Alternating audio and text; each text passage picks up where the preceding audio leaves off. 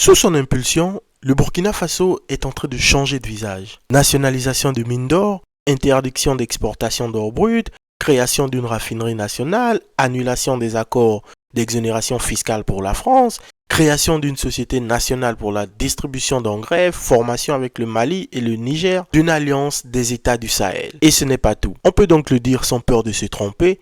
Avec Ibrahim Traoré, le train du changement et peut-être même de l'indépendance réelle est en marche au Burkina. Il a décidé de prendre en main le destin de son pays et de changer son narratif afin que le Burkina Faso puisse s'autonomiser et principalement concentrer ses efforts sur le bien-être de sa population plutôt que celui des puissances et multinationales étrangères. Et c'est bien ça l'une des raisons principales de son énorme popularité. Plutôt que les beaux discours pleins de belles promesses, Ibrahim Traoré, lui, préfère agir pour son peuple et je me propose dans cette vidéo de vous faire découvrir les réalisations les plus marquantes accomplies sous son leadership. Ibrahim Traoré est arrivé au pouvoir au Burkina Faso le 30 septembre 2022 lors d'un coup d'état militaire au cours duquel il a renversé le lieutenant-colonel Paul-Henri Sandaogo Damiba. Et depuis, force est de le constater, le capitaine a la détermination qui manque à bon nombre de nos dirigeants africains. En à peine 2 ans et demi de pouvoir, il a réalisé des avancées notables sur le plan économique, agriculturel et bien d'autres. L'une des premières réformes qui vient à l'esprit quand on parle du capitaine Ibrahim Traoré est la nationalisation des mines d'or de Boungou et Wagnan. En effet, après un conflit juridique qui oppose les sociétés minières Endeavour Mining et Lilium Mining, le gouvernement burkinabé a décidé de reprendre le contrôle de ces exploitations minières dans le but d'accroître les revenus de l'État. Ce qui s'est passé, c'est qu'en juin 2023, Endeavour Mining avait vendu ses parts dans ces 2 mines à Lilium Mining. Mais très rapidement, Endeavour Mining accuse Lilium de ne pas respecter ses échéances de paiement et saisit donc la justice. Pour régler ce différend, l'État burkinabé profite de l'occasion et rachète les 2 mines, concluant 3 accords avec Endeavour Mining pour un montant d'environ 90 millions de dollars, incluant des paiements et redevances sur une partie de la production d'or. C'est ainsi que le Burkina Faso obtient désormais le contrôle sur sa production d'or dans ces 2 mines. Cette nationalisation lui permettra de tirer davantage de bénéfices des ressources minières tout en poursuivant l'exploitation avec le personnel actuel déjà présent dans les mines. Et notons que le gouvernement a annoncé son intention de nationaliser encore plus de mines d'or dans un futur proche. Deuxième réforme très importante, la création d'une raffinerie nationale d'or. Quand on sait que les pays africains sont notoirement connus pour leur incapacité à transformer localement leurs matières premières, cette raffinerie représente donc une bonne nouvelle et un point de départ important vers la souveraineté du Burkina Faso. Le pays a décidé de reprendre le contrôle total sur cet or qui représente l'un de ses plus grands trésors. Et pour la première fois de son histoire, une raffinerie nationale est donc en construction à Ouagadougou. Fini l'époque où l'or du Burkina était transporté à l'état brut à l'extérieur, raffiné, puis revendu à prix d'or au sens propre du terme. Ibrahim Traoré lui-même l'a dit, il n'est plus question de raffiner l'or du pays à l'extérieur. Le projet a donc été lancé en 2023 sous l'impulsion du capitaine, avec pour objectif de produire localement 400 grammes d'or par jour, soit 150 tonnes d'or l'année. Ce qui se traduira par la production locale de lingots d'or de 24 carats à partir de l'extraction nationale, tout en créant des milliers d'emplois directs et indirects. Une manière donc de capter le plus de valeur possible sur place, lutter contre la contrebande et surtout renforcer la souveraineté économique du pays. Mais il est important de noter que le projet, bien qu'ambitieux, n'est pas encore actif car le chantier a connu quelques retards. La raffinerie était censée produire ses premiers lingots fin 2024, mais à l'heure actuelle, les travaux sont toujours en cours. Le défi reste donc immense. Ce qui ne change rien au symbole qui lui est déjà assez puissant, celui d'un État qui veut transformer ses richesses pour lui-même, chez lui. Autre réforme d'envergure menée par le capitaine Ibrahim Traoré, l'annulation de la convention fiscale de non-double imposition conclue avec la France en 1965 et modifiée à plusieurs reprises. En 2023, le Burkina Faso informe officiellement la France de sa volonté de mettre fin à cet accord qui permettait aux entreprises et citoyens français de payer des impôts à la France plutôt qu'au Burkina Faso sur les revenus qu'ils avaient générés au Burkina Faso. Les entreprises et citoyens français étaient donc exemptés de nombreux éléments fiscaux au Burkina Faso. La réciproque était également valable, ce qui permettait aux entreprises et citoyens burkinabés de payer leurs impôts à l'État burkinabé sur des revenus générés en France. Cet accord profitait largement aux multinationales françaises actives au Burkina Faso, car en réalité, ces entreprises engrangent bien plus d'argent au Burkina que les Burkinabés n'en génèrent en France. Résultat des courses, le Burkina Faso sortait largement perdant de cet accord, d'autant plus que les multinationales françaises et européennes sont reconnues pour être des spécialistes dans l'art de cacher la quantité réelle de matières premières extraites des sous-sols africains. On se demande bien à quoi pensaient les dirigeants qui ont accepté de tels accords. Le nouveau gouvernement burkinabé a jugé, et avec raison, que cet accord était déséquilibré, pénalisait les finances nationales au profit de la France et devait donc être purement et simplement rompu. En novembre 2023 donc, l'accord cesse d'être appliqué du côté burkinabé. Évidemment, la France n'ayant plus le choix, va lui emboîter le pas. Et dès cet instant, les entreprises et citoyens français sont désormais tenus de payer à l'État burkinabé leurs impôts sur les revenus générés au Burkina Faso, et c'est certainement mieux ainsi. Autre réforme majeure menée par le capitaine Ibrahim Traoré, l'établissement de la société burkinabé d'intrants et de matériel agro-pastoraux. Elle a été créée par décret avec pour mission de réguler le marché des engrais. La Sobimap détient désormais le monopole de l'importation des engrais au Burkina Faso afin de lutter contre la spéculation et garantir des intrants de qualité à des prix accessibles pour les agriculteurs. Ce qui est un changement non négligeable quand on sait que généralement dans nos pays africains, l'obtention d'engrais pour l'agriculture peut parfois s'avérer être un véritable parcours du combattant tant leur disponibilité varie de jour en jour, de même que les prix. Avec cette toute nouvelle société, l'État entend donc lutter contre la fraude et la contrebande des engrais, assurer la disponibilité constante d'engrais de qualité, protéger les producteurs face aux fluctuations des prix, renforcer les sanctions administratives et pénales en cas de fraude. Cette réforme n'est ni plus ni moins qu'une bonne nouvelle pour le secteur de l'agriculture dans le pays, car l'indépendance passe également par l'autosuffisance alimentaire. Et si nous voulons être autosuffisants, il faut produire notre propre nourriture, comme le disait le capitaine Thomas Sankara. Et pour développer l'agriculture dans nos pays, on a évidemment besoin que les engrais soient disponibles à tout moment selon la nécessité.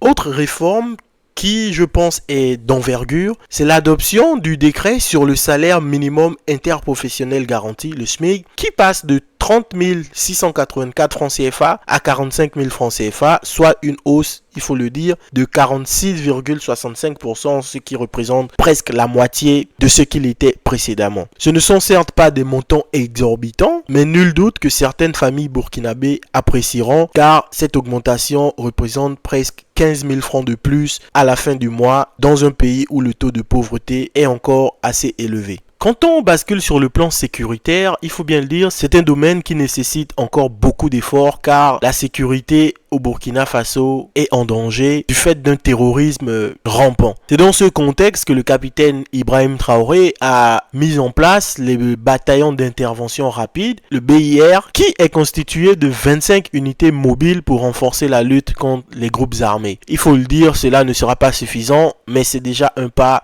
dans la bonne direction. Il y a également le recrutement massif des volontaires pour la défense de la patrie, les VDP, une mobilisation de civils pour soutenir les forces armées dans les zones sensibles. Le capitaine Ibrahim Traoré a l'intention de réformer son pays de fond en comble et cela inclut les institutions. Sur le plan institutionnel, pas mal de changements sont également à noter, comme par exemple la révision de la Constitution. C'est un changement plutôt symbolique qui consiste en la restauration de la devise "La patrie ou la mort, nous vaincrons", inspirée de Thomas Sankara, et la relégation du français au rang de langue de travail. Ces deux réformes ne changeront certes pas grand-chose au quotidien des Burkinabés, mais elles représentent un symbole qui traduit de la volonté de se réapproprier son pays et sa culture au Burkina Faso. Quant au système judiciaire, lui non plus n'est pas resté à la traîne. Dans un geste tout aussi symbolique que rafraîchissant, le Burkina Faso a décidé d'envoyer au placard les vieilles toges noires coloniales et leurs fameuses perruques ridicules qu'on pouvait voir sur la tête des juges. Désormais, les magistrats abordent fièrement, on l'espère en tout cas, des tenues traditionnelles en coton local. Fini les accoutrements importés tout droit des tribunaux du XVIIIe siècle que personne ne comprenait vraiment. Place désormais à une justice plus ancrée dans l'identité nationale et surtout bien plus confortable dans un pays où il fait 40 degrés à l'ombre. Politique étrangère désormais, et là aussi les changements sont notables. Le capitaine Ibrahim Traoré a opéré un rapprochement stratégique avec la Russie. Ce rapprochement consiste au renforcement des liens diplomatiques et sécuritaires avec le pays de Vladimir Poutine, marquant une rupture nette avec les relations traditionnelles avec la France.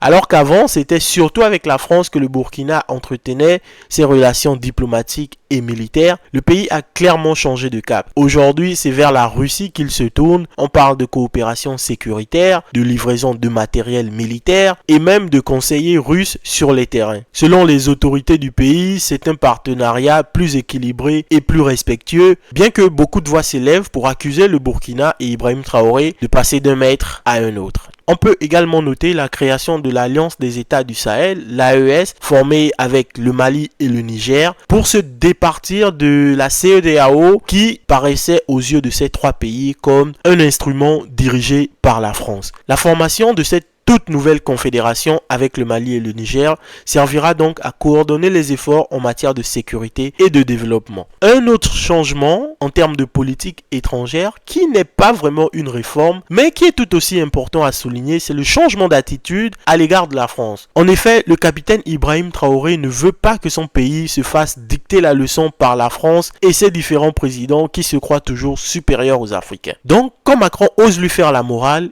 Ibrahim Traoré répond vite et fort. Il veut imposer le respect qui est dû à son pays et il n'a pas peur de frapper comme il se doit sur quiconque ose critiquer le Burkina Faso ou sa gouvernance, sachant que le pays est indépendant et se considère libre de ses choix. Quand Macron s'est permis de critiquer les pays de l'AES, prétendant qu'ils étaient ingrats avec la France, l'hôpital qui se fout de la charité, soit dit en passant, mais bon, Ibrahim Traoré a rétorqué sans hésitation.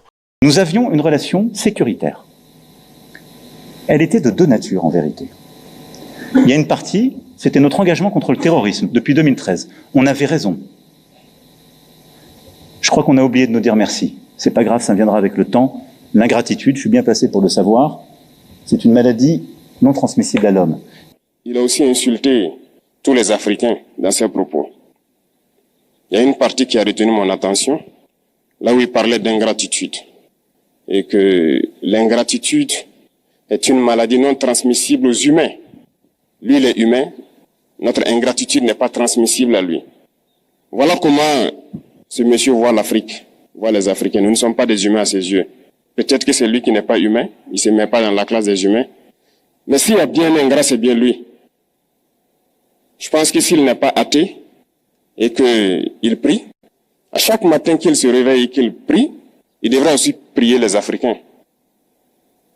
Parce que c'est grâce à nos ancêtres qu'il existe aujourd'hui une France. Il devra nous prier. À ses yeux, nous ne devons pas être des humains, nous sommes plus que des humains.